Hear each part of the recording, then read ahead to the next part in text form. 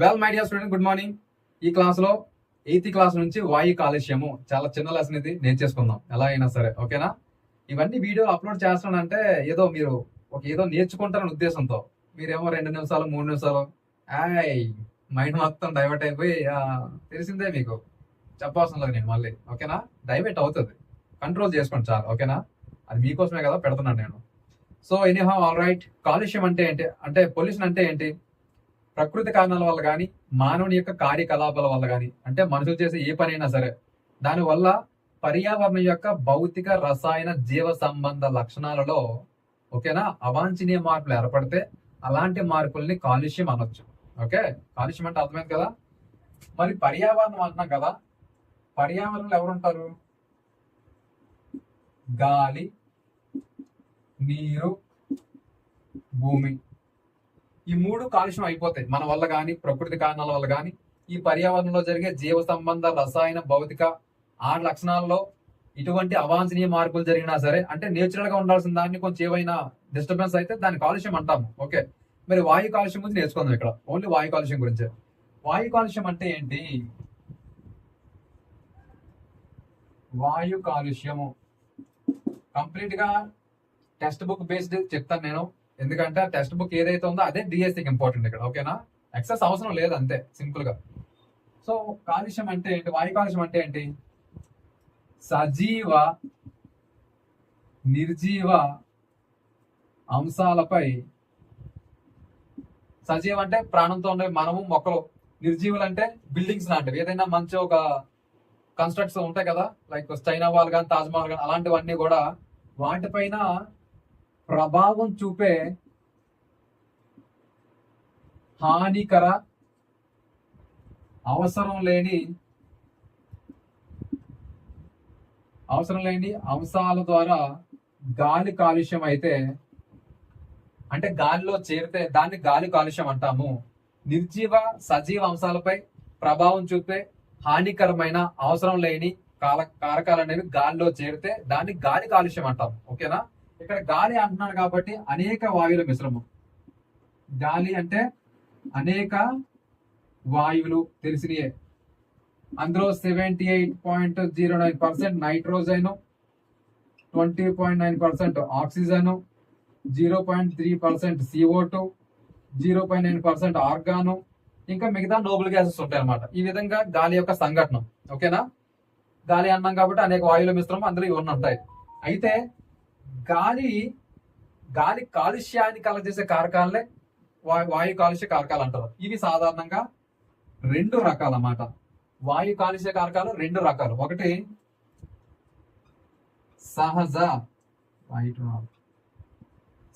కారకాలు, మానవ కార్యకలాపాలు. ఓకేనా?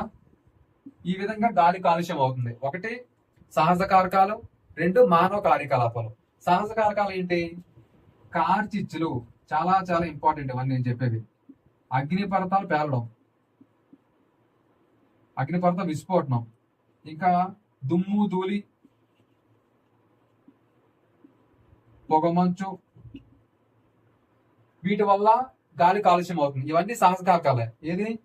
కార్చిచ్చులు, వైల్డ్ ఫైర్స్ అంటాం కదా, మీరు చూసే ఉంటారు. అడవుల్లో ఉష్ణోగ్రత పెరిగినప్పుడు, మోస్ట్లీ సమ్మర్ లో జరుగుతాయి ఇలాంటివి.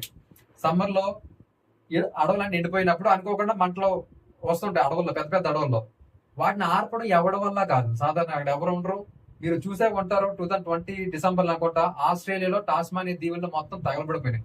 ఆ టైంలో ఫ్లోరా, ఫౌనా మొత్తం డ్యామేజ్ అయిపోయింది. దాంతో పాటు గాలి కూడా కాలుష్యం అయింది. అది ఎవరి వల్ల ఆపడం కూడా సాధ్యం కాలేదు. మళ్ళీ రైనీ సీజన్ వచ్చే వరకు అలా కొన్ని లక్షల విస్తీర్ణంలో కాలుతూనే ఉన్నాయి. అది కార్చిచ్చు అంటే. ఇంకా అగ్నిపర్వత విస్ఫోటనం వల్ల దుమ్ము, ధూళి అనేవి ఆటోమేటిక్ గా వాతావరణంలో చేరిపోతాయి. ఇవన్నీ ప్రకృతి కారణాలు. మరి మానవ కార్యకలాపాలు ఏమున్నాయి? ఫ్యాక్టరీస్ అంటే కర్మాగారాలు, తర్వాత కలప మండించడం, వాహనాలు. నోట్స్ ఉందిలే, ఇక్కడ ఏం క్లియర్ గా రాయట్లేదు నేను, ఓకేనా? కర్మాగారాలు, వాహనాల వల్ల, కలప మండించడం వల్ల, ఇంకా ఇవి శిలాజంధ్రాలు మండించడం వల్ల, వీటి వల్ల మానవ కార్యకలాపాలు అన్నమాట. ఈ విధంగా గాలి కాలుష్యం అవుతుంది. ఒక్కొక్కటి గురించి నేర్చుకుందాం, ఓకేనా? వీటిలో వాహనాల వల్ల గాలి కాలుష్యం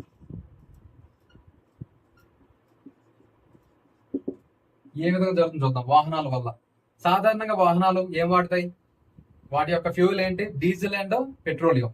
వీటిలో లెడ్ ఉంటే ఓకే, లెడ్ లేనప్పుడు అంటే పాక్షికంగా అవి మండించినప్పుడు శిలాజంధ్రాలైన పెట్రోలు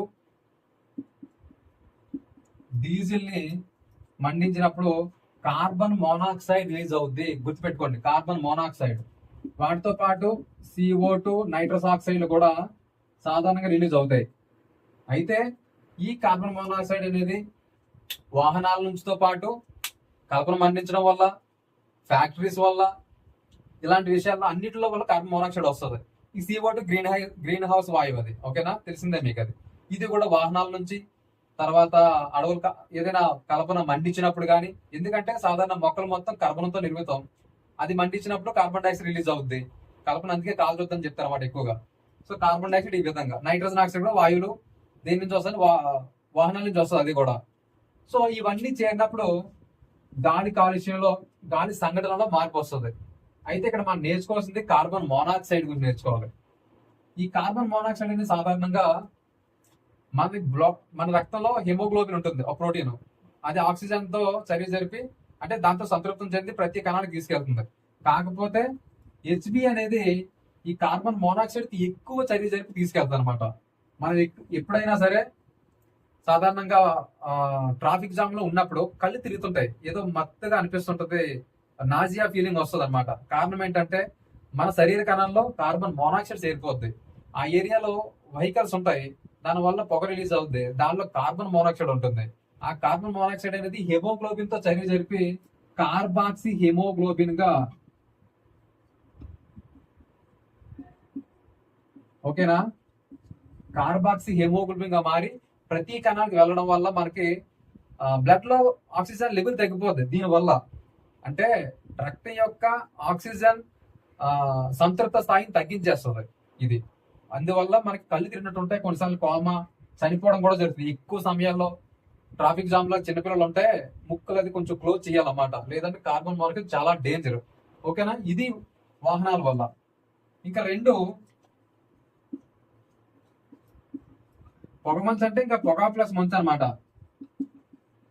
ఈ పొగలో నైట్రోజన్ ఆక్సైడ్ ఉంటుంది, గుర్తుపెట్టుకోండి, చాలా చాలా ఇంపార్టెంట్. దీని వల్ల, ఈ నైట్రోజన్ ఆక్సైడ్ వల్ల పిల్లల్లో ఉబ్బసము, శ్వాసకోశ వ్యాధులు, దగ్గులు లాంటివి వస్తాయి. చాలా చాలా ఇంపార్టెంట్. నైట్రోజన్ ఆక్సైడ్ వల్ల పిల్లల్లో దగ్గు, ఉబ్బసం, శ్వాసకోశ వ్యాధులు కలుగుతాయి. అంత డేంజర్ అది. కాబట్టి ఈ నైట్రోజన్ ఆక్సైడ్ సాధారణంగా ఇంకొకటి ప్యాన్ కూడా రెడీ చేస్తున్నమాట, ద్వితీయ కాలుష్య కారకం కింద. మీకు ఏమైనా తెలిస్తే కామెంట్ చేయండి, ప్యాన్ అంటే ఏంటనేది. PAN అంటాం అనమాట, ఓకేనా. ఇది న్యూ టెక్స్ట్ బుక్ లో ఉండదు, కానీ ఇది నైట్రోజన్ ఆక్సైడ్ ద్వితీయ కాలుష్య కారకంగా ఇది ప్యాన్ రిలీజ్ అవుద్ది. ఏదైనా తెలుసుంటే మీరు కింద కామెంట్ చేయండి, తర్వాత చెప్తాను అది దాని గురించి. తర్వాత ఇంకో మెయిన్ ఇంపార్టెంట్ పాయింట్ ఏంటంటే, ఢిల్లీలో ఇప్పటివరకు రిజిస్టర్ అయిన వెహికల్స్ అన్ని కూడా ఒక లైన్ గా క్యూ గా పెడితే నైల్ నది ప్లస్ అమెజాన్ రివర్ యొక్క పొడవు ఈక్వల్ గా ఉంటుందంట. ఇది ఎగ్జామ్ లో వచ్చే అవకాశం ఉంది, ఓకేనా. ఢిల్లీలో రిజిస్టర్ అయిన వెహికల్స్ అన్ని ఒక లైన్ లో పెడితే నైలు ప్లస్ అమెజాన్ పొడవుకి ఈక్వల్ గా ఉంటాయి అన్నాడు. అంటే ఆల్మోస్ట్ 13,000 కిలోమీటర్లు వస్తుంది అనమాట. అంతే కదా, నైల్ నది అనేది ఒక 6,600 కిలోమీటర్ల పొడవు ఉంటుంది.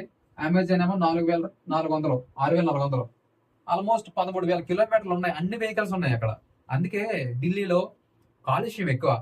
దానికి తోడు పంజాబ్, హర్యానాలో పొగ నుంచి వస్తుంటే అక్కడ అగ్రికల్చర్ ఏదైతే ఉంటాయో మిగతావి వేస్ట్ అనేది ఫైర్ చేసి వదులుతారు. ఆ వింటర్ సీజన్ అంతా అటువైపు పొగ వెళ్ళి ఢిల్లీ మొత్తం కాలుష్యం అయిపోద్ది. రీజన్ 2 రకాలు ఉన్నాయి. ఒకటి వెహికల్స్ వల్ల, ఆల్సో అగ్రికల్చర్ వేస్ట్ అంతా కూడా అక్కడ బర్న్ చేస్తారన్నమాట. పరిశ్రమల నుంచి, పరిశ్రమల వల్ల గాలి కాలుష్యం ఏ విధంగా అవుతుంది. ఇక్కడ పరిశ్రమలు అంటే చాలా చాలా పరిశ్రమలు ఉన్నాయి, అన్నిటి గురించి కాదు. కానీ చమురు శుద్ధి కర్మాగారాలు ఉంటాయి. చమురు అంటే ఇక్కడ పెట్రోల్, డీజిల్, ముడి ఏదైతే శిలాజింద్రాలు ఉన్నాయో దాన్ని తీసిన తర్వాత వేరు చేస్తుంటారు. ఆ ప్రక్రియలో సాధారణంగా చమురు శుద్ధి కర్మాగారాల నుంచి తర్వాత విద్యుత్ ఉత్పత్తి కేంద్రాలు.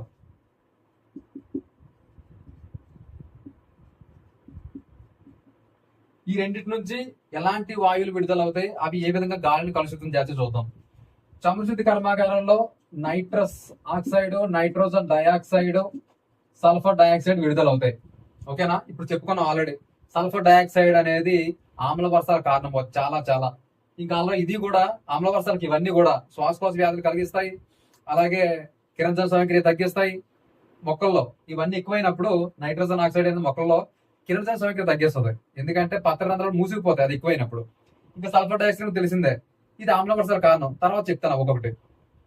ఇవి చమురు శుద్ధి కర్మాగారాల వల్ల విడుదలవుతాయి. అంటే పెట్రోలియం రిఫైనరీ ఫ్యాక్టరీస్ ఉంటాయి కదా, ముంబైలో ఉంటాయి, ముంబై కానీ అలాంటి ఏదైతే ఏరియాలో, వాటి వల్ల ఇవి. ఇక్కడ విద్యుత్ ఉత్పత్తి కేంద్రాలు అంటే థర్మల్ పవర్ స్టేషన్స్ ఉంటాయి, బొగ్గును ఉపయోగించుకొని కరెంట్ తయారు చేసేవి, ఎన్టీపీసీ లాంటివి. అక్కడ సల్ఫర్ డయాక్సైడ్ విడుదల అవుద్ది. ఓకేనా? ఇవన్నీ కూడా గాలిలో కలిసి గాలిని కలుషితం చేస్తాయి. ఇది ఒక పాయింట్. ఇక తర్వాత సిఎఫ్సీల వల్ల ఏ విధంగా గాలి కలుషితం అవుతుంది ప్రశ్న వచ్చే అవకాశం ఉంది. సాధారణంగా ఫ్రిడ్జ్ల నుంచి కానీ, ఏసీల నుంచి కానీ, ఏరోసాల్స్ నుంచి కానీ ఇవి విడుదల అవుతాయి వాతావరణంలోకి.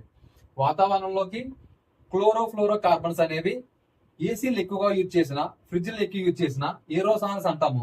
స్ప్రేస్ ఉంటాయి కదా, లైక్ ఫైర్ ఎక్స్టింగ్విషర్స్ ఉంటాయి కదా, మీకు తెలిసే ఉంటుంది, ఏదైనా మంటలు ఆర్పడానికి ఉపయోగించేది. దానిలో బ్రోమిన్ ఉంటుంది, చాలా డేంజర్ అది, క్లోరిన్ కంటే డేంజర్ అది.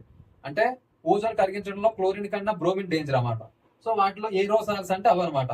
ఏరోసాల్స్ అంటే ఏం లేదు, ఇదంతా గాలిలో మిళితమై ఉన్న ఘన పదార్థాలు ఏరోసాల్స్ అంటాము, అంతే, ఇంకేం లేదు. గాలి ప్లస్ ఘనము ఏరోసాల్. ఓకేనా? గాలి ప్లస్ గాలిలో ఉన్న ఘనం, ఇది ఏరోసాల్ యొక్క అదనమాట. ఓకే, సో వీటి వల్ల గాలి కలుషితం అవుతుంది. గాలి కలుషితం కాదు, ఓజోన్ పొర దెబ్బతింటుంది సిఎఫ్సి వల్ల. క్లోరోఫ్లోరో కార్బన్స్ అనేవి సాధారణంగా ఓజోన్ యొక్క మందాన్ని లేదా దాన్ని విచ్ఛిన్నం చేస్తాయి. ఇది స్ట్రాటోస్పియర్ లో ఉంటుంది ఓజోను. ఓకేనా? స్ట్రాటోస్పియర్ లో ఓజోన్ ఉంటుంది. ఇది యూవి రేస్ నుంచి జీవులను కాపాడుతుంది అనమాట. ఇవి ఏదైతే అల్ట్రా వైలెట్ రేస్ ఉన్నాయో వాటిని భూమిపై పడకుండా ఓజోన్ అనేది ఒక లేయర్ లో ఉండి కాపాడుతుంది. ఈ ఓజోన్ లేయర్ ని విచ్ఛిన్నం చేసేది క్లోరోఫ్లోరో కార్బన్. ఏ విధంగా చూద్దాము. ఇక్కడ CF2 Cl2 అనేది ఇది సాధారణంగా ఒక దేంతో చర్య జరపదు. క్లోరోఫ్లోరో కార్బన్ బాగానే ఉంటుంది అంతవరకు, కానీ యూవీ రేస్ దాన్ని విడదీస్తుంది. అల్ట్రా వైలెట్ రేస్ అనేది దీన్ని విడదీసి క్లోరిన్ గా తయారు చేస్తాయి అన్నమాట. ఈ విధంగా క్లోరోఫ్లోరో కార్బన్ లోనే ఒక విడదీసి క్లోరిన్ గా మారుస్తాయి. ఈ క్లోరిన్ అనేది ఓజోన్ తో చర్య జరిపి క్లోరిన్ మోనాక్సైడ్ గాను ఆక్సిజన్ విడదీస్తుంది. అంటే అక్కడికి ఓజోన్ కాస్త సర్వనాశనం అయిపోయింది. O3 ఫామ్ లో ఉన్న దాన్ని ఈ క్లోరిన్ అనేది O3 తో చర్య జరిపితే ఈ విధంగా ఫామ్ అవుతుంది. అర్థమవుతుంది కదా? మళ్ళీ ఈ క్లోరిన్ మోనాక్సైడ్ మళ్ళీ ఆక్సిజన్ చర్య జరిపితే ఇంకా ఆక్సిజన్ అలా తగ్గిపోద్ది అనమాట కంప్లీట్ గా. ఏదైతే మన O3 ఉందో వాతావరణంలో, దాంతో ఈ క్లోరోఫ్లోరో కార్బన్ చర్య జరిపి ఈ విధంగా చర్యాశీలతంగా మారుస్తుంది అనమాట దాన్ని. యూవీ రేస్ అది కింద రావడం కోసం. సాధారణంగా ఓజోన్ అనేది కాపాడుతుంది యూవీ రేస్ రాకుండా, కానీ ఇది ఏం చేస్తుంది, యూవీ రేస్ దీనిపై చర్య జరిపి దీన్ని ఈ విధంగా మారుస్తుంది. ఈ క్లోరిన్ అనేది O3 తో చర్య జరిపి దాన్ని క్లోరిన్ మోనాక్సైడ్ గాను ఆక్సిజన్ విడదీస్తుంది అనమాట. మొత్తానికి అక్కడ ఓజోన్ లేకుండా చేస్తుంది. ఈ ఓజోన్ అనేది అంటార్కిటికా ప్రాంతంలో పొర మందం తగ్గిపోయింది. దానివల్ల అక్కడ మంచు పొరతో కరిగిపోయి సముద్ర మట్టం పెరిగిపోతుంది అనమాట. ఓకేనా? సో అలాంటప్పుడు ఏమైనా ప్రకృతి వైపరీత్యాలు వస్తాయి. మనం ఎక్కువగా ఫ్రిడ్జ్లు వాడినా, ఏరోసాల్స్ వాడినా, లేదంటే ఏసీలు వాడినా చాలా డేంజర్ అన్నమాట ఇవన్నీ. సో ఆల్ రైట్, ఇక ప్రశ్న వచ్చే అవకాశం ఏముందంటే క్లోరోఫ్లోరో కార్బన్ల వల్ల ఏది నాశనం అవుతుందంటే ఓజోన్ చెప్పుకో సింపుల్ గా. ఇదంతా అవసరం లేదు, నెక్స్ట్ ఎక్కువ ఎక్స్ప్లెయిన్ చేస్తాను మీకు. ఆల్ రైట్, ఇంకా యూవీ రేస్ లో కూడా యూవీబీ రేస్ మాత్రం చాలా డేంజర్ అన్నమాట. అవి డైరెక్ట్ గా స్కిన్ మీద పడిందంటే స్కిన్ లో ఉన్న డిఎన్ఏని అవి మ్యూటేట్ చేయగలమాట. అక్కడ ఏమంటుందని ఉత్పరివర్తనాలను వస్తాయి చాలా చాలా సాధారణంగా. వచ్చినప్పుడు చర్మం ముడతలు పడడం కానీ, ఇంకా చర్మ సంబంధ వ్యాధులు, క్యాన్సర్ రావడం అలాంటివన్నీ జరుగుతాయి. చాలా చాలా డేంజర్ యూవీబీ రేస్ అనేవి. మన కంట్లో కార్నియా కూడా ఉంటుంది కదా, కంట్లో కార్నియా మనం చూసేది అవయవదానం చేసినప్పుడు కంట్లో కార్నియా మాత్రమే ఇస్తాం, వేరే వాళ్ళకి కన్ను అంతా ఇవ్వము. కార్నియా కూడా యూవి బీ రేస్ తీసుకొని కళ్ళు మసబారిపోతాయి, కళ్ళు పోతాయి అనమాట, యూవి బీ రేస్ పడతాయి, ఎందుకంటే కార్నియా ఎఫెక్ట్ అవుద్ది క్లియర్ గా. ఓకేనా? ఇంక ఇవన్నీ యూవి రేస్ డైరెక్ట్ గా చర్మంపై పడతాయి, ఏమవుద్ది అనేది దాని గురించి. ఈ ఓజోన్ రక్షించుకోవడం కోసం మాంట్రియల్ ప్రోటోకాల్ అనేది చాలా సంవత్సరాల క్రితం అది ఒప్పందం జరిగింది. ఎప్పుడంటే 1987లో కెనడా దేశంలో మాంట్రియల్ అనే నగరంలో. ఓకేనా? మాంట్రియల్ అనే నగరం ఎక్కడ ఉంది? కెనడాలో. 1987లో జరిగింది. ఓజోన్ యొక్క రక్షణ కోసము ప్రపంచ దేశాలన్నీ కలిసి 1987లో కెనడాలో మాంట్రియల్లో ఒక ఒప్పందం ప్రకారము కర్బన ఉద్గారాలను తగ్గించాలి, దాని ద్వారా ఓజోన్ కాపాడుకోవచ్చు, లేదంటే ప్రకృతి వైపరీత్యాలు వస్తాయి అన్న ఉద్దేశంతో మాంట్రియల్ ప్రోటోకాల్ అనేది ఫామ్ చేసుకున్నారు అన్నమాట. దాని ప్రకారం రానున్న ముందు సంవత్సరాల్లో ప్రతి దేశం కూడా వాళ్ళ యొక్క కర్మాగారాల నుంచి కర్బన ఉద్గారాలు తగ్గిస్తూ పోవాలి ఫ్యూచర్ కోసం అన్నట్టు మాంట్రియల్ ప్రోటోకాల్. మాంట్రియల్ ప్రోటోకాల్ దేనికి? ఓజోన్ రక్షించుకోవడం కోసం, గుర్తుపెట్టుకోండి. ఓకేనా? ఇది ఓల్డ్ టెక్స్ట్ బుక్ లో ఉంటది, న్యూ టెక్స్ట్ బుక్ కాదు, కానీ ఎక్స్ట్రా చెప్తున్నాను మీకు నేను. All right. తర్వాత తాజ్ మహల్ స్టడీకే చూద్దాం. తాజ్ మహల్ ఎందుకంటే సజీవుల పైన నిర్జీవుల పైన కూడా కాలుష్య కారకాలు ఏ విధంగా ప్రభావితం చేస్తాయనేది చెప్తున్నాను నేను. సజీవులు అయిపోయింది, మనుషులు ఏ విధంగా జరుగుతుంది, మొక్కలు ఏ విధంగా జరుగుతుంది చెప్పాను. ఇప్పుడు నిర్జీవైన తాజ్ మహల్ ఎందుకు రంగు మారిపోతుంది? ప్రశ్న వచ్చే అవకాశం ఉంది దీని నుంచి. మార్బుల్ క్యాన్సర్ అంటాము దీన్ని. తాజ్ మహల్ ఎదుర్కొన్న పరిస్థితి ఏంటంటే మార్బుల్ క్యాన్సర్. సాధారణంగా మనకి ఆమ్ల వర్షాలు గుర్తుంటుంది మీకు. ఆమ్ల వర్షాల్లో ఈ వాతావరణంలో SO2, NO2 కానీ, సల్ఫర్ డైఆక్సైడ్, నైట్రోజన్ ఆక్సైడ్ కానీ వెళ్ళినప్పుడు ఇవి ఆక్సిజన్ తో చర్య జరిపి, చూడండి చెప్తాను ఎలా ఉంటుందో. ఇప్పుడు O2 తో చర్య జరిపి SO3 గా మారుతుంది అది. ఈ SO3 అనేది H2O తో చర్య జరిపితే H2SO4 గా మారుతుంది, సల్ఫ్యూరిక్ యాసిడ్ గా మారుతుంది అనమాట. ఈ సల్ఫ్యూరిక్ యాసిడ్ వర్షంతో పాటు కానీ వస్తే ఆమ్ల వర్షం అంటుంది దాన్ని. దీనివల్ల మృతికే క్రమక్షయం జరుగుతుంది. అంటే హ్యూమస్ పాడైపోద్ది, మొక్కల్లో కిరణజన సమక్రియ పాడైపోద్ది, పత్రహరితం పాడైపోద్ది, మొత్తం మీద మొక్క నాశనం అయిపోద్ది. సింపుల్ గా చెప్పాలంటే ఆమ్ల వర్షం వల్ల గ్రీన్ క్లాస్ బ్రౌన్ కలర్ అయిపోద్ది మొక్క అంతా, అంత డేంజర్. సో వాతావరణంలో సల్ఫర్ డైఆక్సైడ్, నైట్రోజన్ డైఆక్సైడ్ కానీ వెళ్ళినప్పుడు అవి ఈ విధంగా ఆక్సిజన్ తో చర్య జరిపి సల్ఫర్ డైఆక్సైడ్ గా మారుతాయి. సల్ఫర్ డైఆక్సైడ్ కాస్త మళ్ళీ నీటి ఆవిరితో చర్య జరిపి ఆమ్ల వర్షం రూపంలో వస్తుంది. ఈ ఆమ్ల వర్షం కానీ తాజ్ మహల్ మీద పడితే ఏం జరుగుతుంది? ఓకేనా? ఈ ఆమ్ల వర్షం కానీ తాజ్ మహల్ మీద పడితే, తాజ్ మహల్ అనేది మార్బుల్ తో తయారైంది, అంటే కాల్షియం కార్బోనేట్ తో అనమాట, కాస్త జిప్సమ్ గా మారిపోద్ది. ఓకేనా? ఈ విధంగా మారిపోయి దాని రంగు మారిపోద్ది అనమాట. జిప్సమ్ లేదు ఏమంటుంది? కాల్షియం సల్ఫేట్ అంటాం. ఓకేనా? ఇక్కడ H2SO4 plus CaCO3 calcium carbonate కాస్త ఏమవుద్ది అంటే జిప్సమ్ గా మారిపోద్ది, తర్వాత H2CO రిలీజ్ అవుద్ది. ఇది తాజ్ మహల్ కానీ ఆమ్ల వర్షాలకు గురవుతే దాని రంగు మారిపోవడం కారణం. ఓకేనా? ఇదంతా అవసరం లేదు, ఎక్స్ట్రా చెప్పాలి, నా బాధ్యత అది. ఇదంతా నేర్చుకుంటే పనికి వస్తుంది మీకు. ఓకేనా? సో ఆమ్ల వర్షాల కారణం సల్ఫర్ డైఆక్సైడ్, నైట్రోజన్ డైఆక్సైడ్ అన్నమాట. ఇవన్నీ కూడా తర్వాత ఆమ్ల వర్షాల రూపంలో పడినప్పుడు తాజ్ మహల్ కాస్త ఈ విధంగా రంగు మారిపోద్ది. ఓకేనా? దీని తర్వాత గ్రీన్ హౌస్ వాయువులు అంటే ఏంటి చూద్దాం. గ్రీన్ హౌస్ ఎఫెక్ట్ అంటే ఏంటి? మనకు తెలిసింది ఏంటి? వాతావరణంలో CO2, మీథేన్, కార్బన్ మోనాక్సైడ్ లాంటి వాయువులు రిలీజ్ అవుతాయి. అది కొంత పరిమాణం ఉన్నంత వరకు ఓకే, అది ఎక్కువైతే ఏం జరుగుతుంది చూద్దాం. ఓకేనా? గ్రీన్ హౌస్ వాయువులు ఏంటి? CO2, కార్బన్ మోనాక్సైడ్, మీథేన్, ఇవన్నీ గ్రీన్ హౌస్ వాయువులు. ఎందుకన్నామంటే భూమిని కొంతవరకు వెచ్చగా ఉంచుతాయి, దాని ద్వారా మొక్కల్లో కిరణజన సమక్రియ బాగా జరుగుతుంది, మిగతా జీవక్రియ కూడా బాగా జరుగుతాయి, కొంతవరకు ఉన్నంత వరకే. అది ఎక్కువైతే ఏం జరుగుతుందంటే, ఇది భూమి కదా, ఇది సూర్యుడు. సూర్యుడి నుంచి గ్రహించుకునే వికిరణంలో కొంతవరకు మళ్ళీ పరావర్తనం చేస్తుంది భూమి అనేది. ఎంత పీల్చుకుంటుందో, ఎంతైతే వికిరణం పడిందో అంతా కూడా ఉంచుకోదు, మళ్ళీ దాన్ని తిరిగి పంపిస్తుంది. ఇలా ఎంతైతే వచ్చిందో మళ్ళీ తిరిగి పంపిస్తుంది. దీన్ని అలిబిడో అంటాము, సోషల్లో వచ్చే ఉంటుంది మీకు. అలిబిడో అనేది 30% అన్నమాట. భూమి యొక్క అలిబిడో అనేది 30%. దీన్ని ఇంక్రీజ్ చేస్తాయి ఇవి, అంతే కదా. ఇది ఏరియా ఉంది, ఇది భూమి వాతావరణం. ఈ వాతావరణంలో CO2, కార్బన్ మోనాక్సైడ్ ఇవన్నీ పెరిగినప్పుడు ఒక పొరలాగా ఉంటాయి. ఇలా ఈ విధంగా పొరలాగా ఉంటాయి. ఎప్పుడైతే సూర్య వికిరణం భూమి మీద పడిందో ఈ మళ్ళీ తిరిగి పంపించినప్పుడు ఈ వాయువులు అడ్డేస్తాయి. అర్థమవుతుందా మీకు నేను చెప్పింది? సూర్య వికిరణాన్ని భూమి మీద చేరిన తర్వాత పరావర్తనం చేసే సమయంలో ఈ గ్రీన్ హౌస్ వాయువులు అనేవి దాన్ని వెళ్ళనివ్వవు. అందువల్ల భూమి వేడెక్కిపోద్ది. మీకు కనిపించే వాయువులు ఎక్కడ ఉన్నాయి అనేది, కానీ భూమి హీట్ ఎక్కడం కారణం ఇవే. ఎందుకంటే ఇవన్నీ ఒక పొరలాగా ఏర్పడి భూమి మీదకి వచ్చిన వికిరణాన్ని, అంటే దాని యొక్క అలిబిడో 30% భూమిది, అంత పర్సెంట్ మళ్ళీ వికిరణాలు రిఫ్లెక్ట్ చేస్తారు అనమాట, పంపిస్తుంది అది. దాన్ని ఆపేస్తాయి. ఆపేయడం వల్ల ఈ ప్రాంతం మొత్తం హీట్ ఎక్కిపోద్ది. భూమి హీట్ ఎక్కిపోవడం వల్ల అక్కడ ఉన్న మంచు పర్వతాలు, నదులు, సముద్ర మట్టం పెరిగిపోవడం, ఈ విధంగా ప్రకృతి వైపరీత్యాలు వస్తాయి. దీన్ని గ్రీన్ హౌస్ ఎఫెక్ట్ అంటాము. ఇదంతా కారణం కర్బన ఉద్గారాలు పెరిగిపోతాయి ఫ్యాక్టరీస్ వల్ల. ఎక్కువగా CO2 రిలీజ్ అయింది అనుకుందాము, అదంతా పొరలాగా ఏర్పడిపోద్ది. దానివల్ల ఏమవుద్ది, ఇదిగో అలిబిడో పెరుగుతుంది, భూమి వేడెక్కుతుంది, హిమాలయాలు ఇలాంటివన్నీ కరుగుతాయి, అంటార్కిటికా కరిగిపోద్ది.